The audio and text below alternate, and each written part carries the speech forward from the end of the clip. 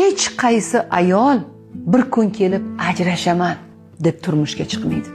Hech qaysi ayol uyimni buzaman degan niyatda turmushga chiqmaydi.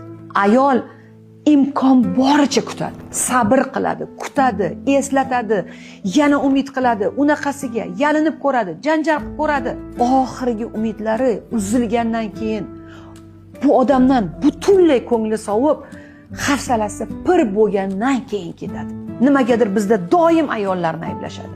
Vaholanki ayol bolasi haqida ko'proq o'ylaydi erkakdan ko'ra. Erkak oila buzilgandan keyin bolasiga ham qaramay qo'yadiganlar bor, lekin ayol har doim bolasini o'ylaydi.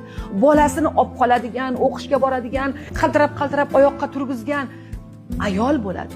Turmush buzilgandan keyin ham erkak ketadi, boshqasiga uylanib ketadi ko'p holatlarda. Lekin ayol hech qachon bolasini tashlab qo'ymaydi. Endi o'ylab ko'ring, bolasini shunchalik yaxshi ko'radigan, bolasi uchun shunchalik qayg'uradigan ayol nahotki oilam buzilsin desa, yo'q, uni bunga majbur qiladi erkak. Oilani boshqara olmaydi erkak, mas'uliyatsizlik qiladi erkak. Mana shunaqa.